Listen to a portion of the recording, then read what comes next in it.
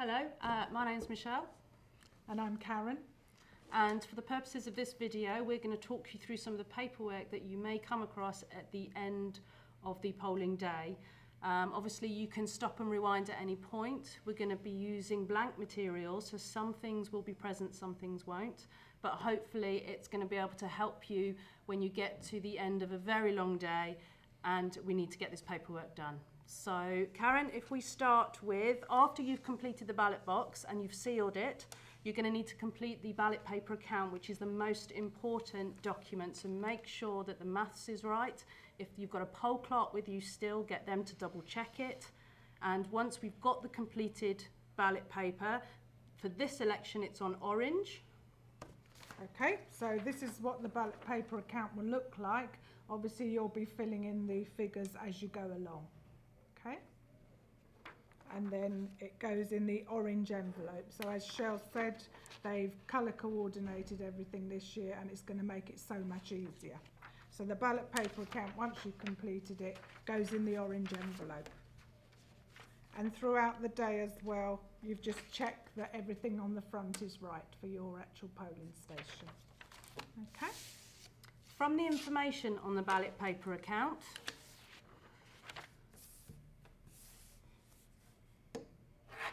this number also needs to appear on the front of the ballot box. Okay, so you take this out and you'd write that on there as well in the space provided. Okay. Please make sure that those two numbers are accurate and identical. And then you'd pop that back in again before you take it back. Okay. So you pop that back in so it's easily visible when you take your ballot box back.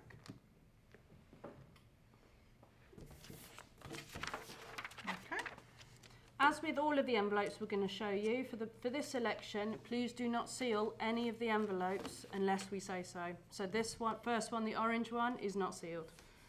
So the second one we're going to do is your yellow envelope. And this will have the marked copy of the Register of Electors. So this will be your Register of Electors, and obviously it will be marked as you've done throughout the day, where you've marked off as the voters come in so that they can tell who's come in to vote. So you make sure that that one goes in to the yellow envelope. You'll also have your marked copy of the list of proxies. Yep. And the list of postal voters, all on yellow paper to make life a little bit easier for you. Okay, and you just make sure all three go in the envelope there. And again, you don't seal that envelope. Okay, so that's your yellow envelope. Onto the green one. The green one only has one item in, and that's the corresponding number list. So again, green paper, green envelope. So this is the list that you've written down all the voter numbers throughout the day as they've come in. And you just pop that in the envelope as well. Again, you don't seal it, so you just make sure it's in there. And it's easy just to check because it's got everything on the front. Okay. Onto the blue envelope. The blue envelope will have your logbook in. The logbook is the document you would have been completing throughout the day. And this is the only item that goes into the blue envelope.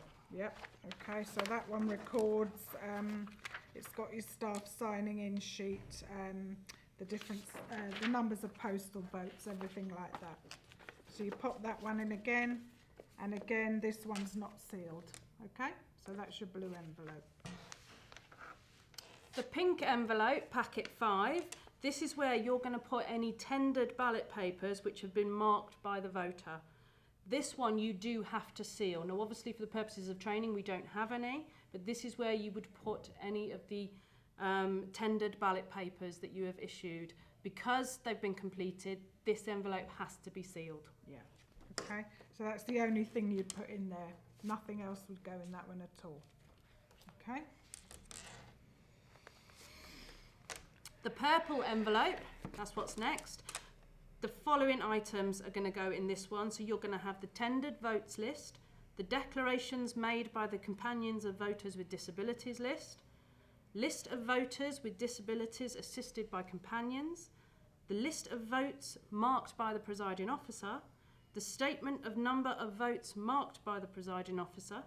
Okay, Brilliant, So we're getting there. They're all the individual envelopes. So now what you're going to need to do is you're going to need to place the orange, the yellow, the green, the blue, the pink and the purple all inside the clear plastic wallet.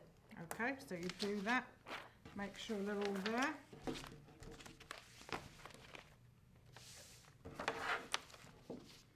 So they're easily visible within the plastic sack. So anyone the other end, when you drop them off, can clearly see that you've got all the right coloured envelopes in the plastic sack. Lovely. Okay. So now the brown envelope, you should have one brown envelope, and inside this one is any spoilt ballot papers and any spoilt tendered ballot papers. Okay, so they both go in there, and you're not sealing this particular envelope. Yeah. Okay. You should also have a large brown paper sack that you were provided with. And that's going to be in your stationery bag, so the black bag that has all the stationery in. Inside the sack, you're going to put any unused ballot papers, any unused tendered ballot papers, and the brown envelope that we've just shown you. Yeah, so you put everything in there, and even if a book of ballot papers is not finished, you just put it in there as you've finished it. And then we're going to seal it with the sticky label that's been provided. So make sure you roll it over a couple of times at the top, it's sealed well, complete the sticky label.